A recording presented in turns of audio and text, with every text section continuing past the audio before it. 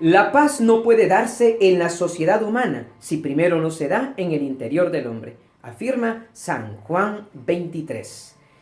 El Señor Jesucristo, al venir a este mundo con sus palabras, con sus acciones y con su modo de vida, pues dio a conocer una propuesta de humanidad, una propuesta de sociedad, una propuesta de convivencia humana, la cual, como lo dicen los evangelios sinópticos, le llamó Reino de Dios. La Iglesia Cristiana Católica, fiel a esta enseñanza de su divino fundador y maestro, Jesucristo nuestro Señor, actualiza esta convicción y, claro, toma como base la Sagrada Escritura y la Sagrada Tradición, pero lo hace de una manera pues muy puntual, muy actualizada a través del magisterio de la Iglesia o enseñanza de la Iglesia, en donde los pontífices, puentes, es decir, los sucesores de San Pedro que representan a Cristo en esta tierra, en este mundo, pues hacen saber una exposición magistral de las situaciones sociales, a lo que se le llama encíclicas sociales.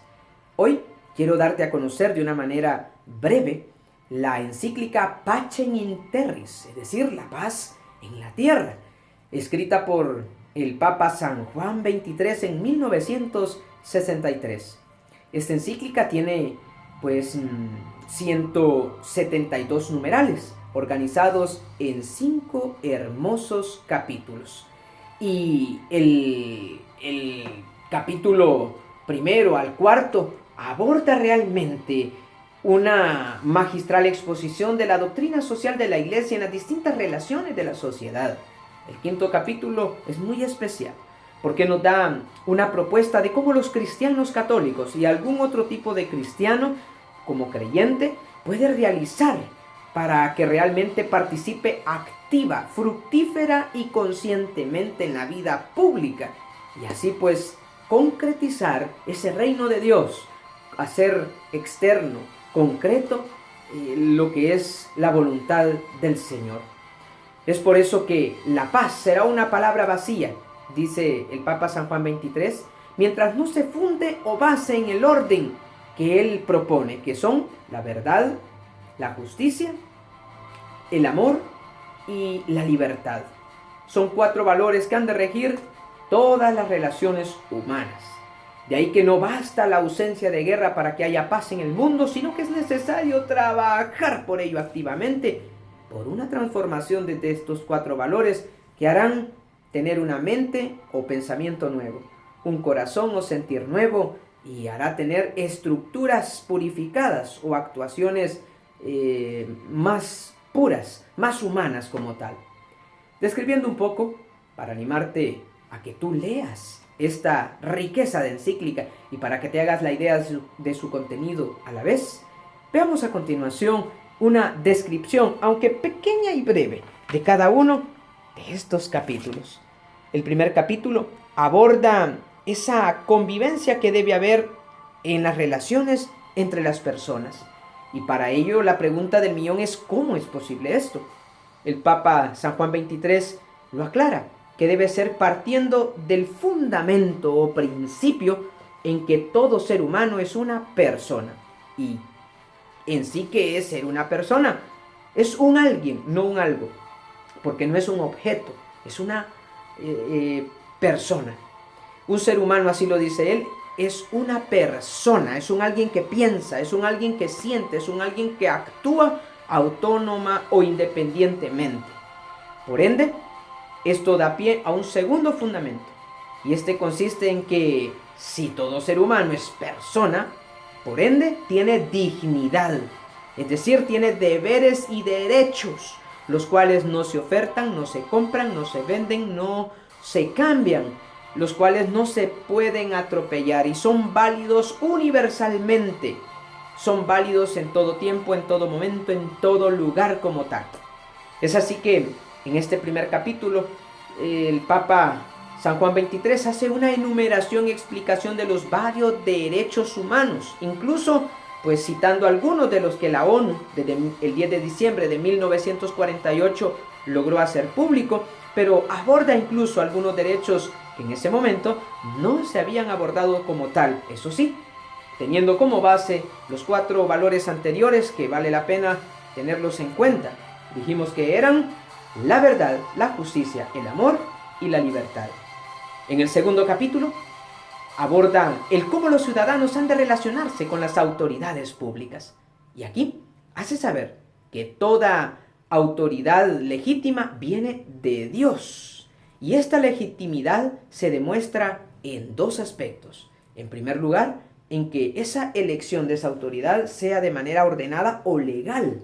Y la segunda, que el ejercicio de este gobierno sea con recta razón, que lleve a humanidad, que lleve como tal pues a defender la dignidad de la persona y el bien común. También hace ver que todo gobernante legítimo ha de defender y promover a la vez, no solo una, sino las dos, defender y promover la dignidad humana y el bien común. Asimismo, el Papa San Juan XXIII aclara que la estructura política que ha de adoptar un país ha de ser aquella que responda a las necesidades de un pueblo, que le haga frente a las situaciones actuales que está atravesando y a las circunstancias que enfrenta como tal. Es por eso que la Iglesia no tiene en sí una estructura política en la que se matricula, sino que aclara que debe responder al bien de toda esa sociedad. Tiene la libertad de esa sociedad de elegir qué es lo que realmente pues le conviene para el bien en general. En el tercer capítulo aborda el cómo deben relacionarse los estados entre sí. Para ello el Papa afirma que así como la relación entre las personas es efectiva, armónica, a través de los 4 valores, así mismo debe ser aplicada entre las naciones.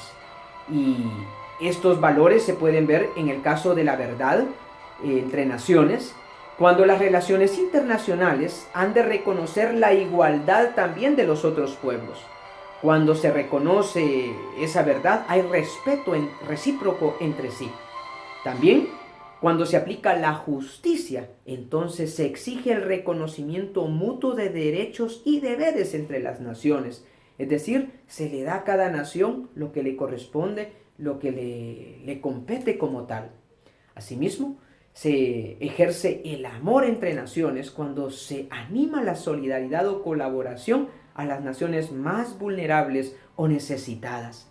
Y se ejerce la libertad cuando se exige no coaccionar a las naciones, cuando se da ese respeto a sus decisiones como nación, porque cada nación es muy independiente, muy autónoma, no se le puede forzar como tal a muchas cosas que otros países tienen o quieren.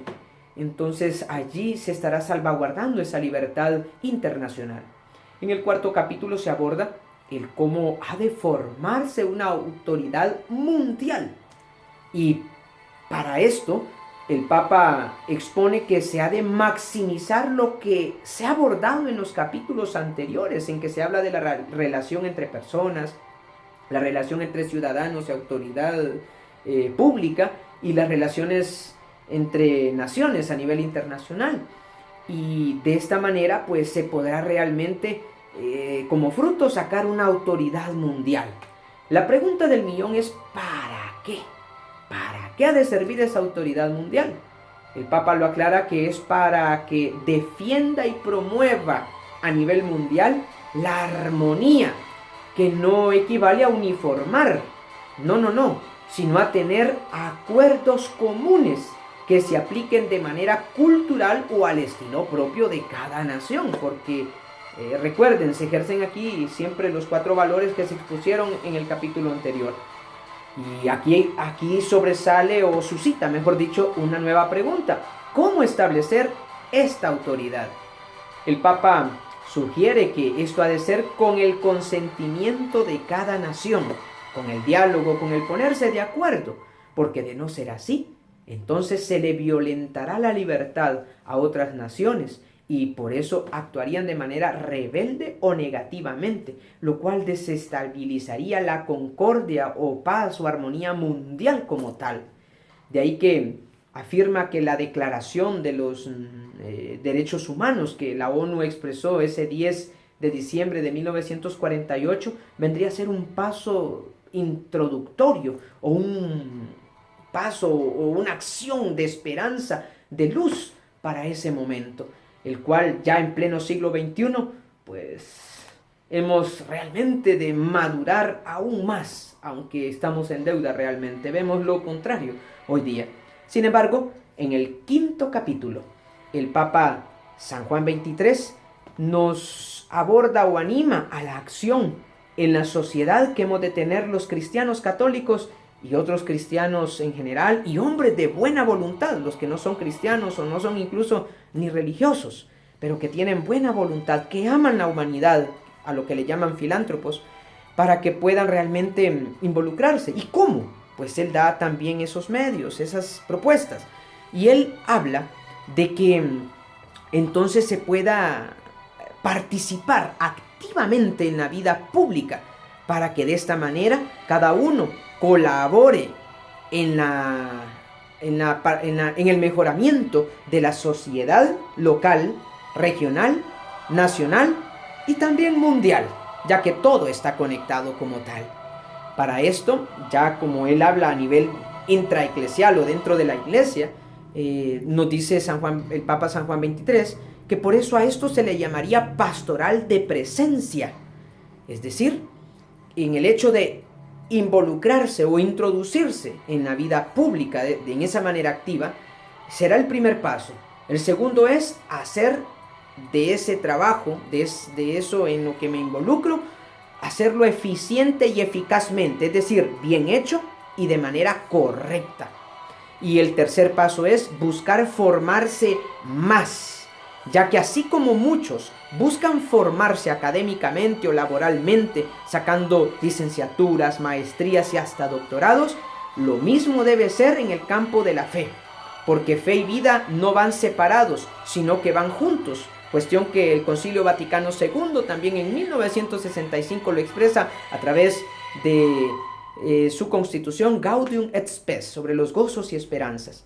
Es así que esto evitaría ese divorcio entre fe y vida al prepararse, al formarse más, y evita el quedarse en una fe infantil caricaturizada, en una fe demasiado pequeña, lo cual como lo dice el Papa San Juan XXIII, muchos pueden tener una mentalidad de profesión o de humanidad muy grande, pero con una fe cristiana muy baja, lo cual no hace dar testimonio, no hace ser testigo, no hace realmente ser eficiente y eficaz, no le da sentido a lo que hace y termina imbuido en la monotonía o en la lógica del mundo. No ayuda a santificar los bienes temporales o la realidad temporal, como lo llama el Concilio Vaticano II. Así que hagamos posible este proyecto de reino de Dios. Dios cuenta contigo. ¿Qué esperas? Sé parte por eso del cambio, sé parte de la solución. Cristo te espera y cuenta contigo. Así que juntos, haciendo aún pequeñas cosas, podemos construir grandes proyectos. Podemos construir una nueva humanidad. Cristo te espera, así que con tu sí y con mi sí, haremos posible el reino de Dios aquí y ahora.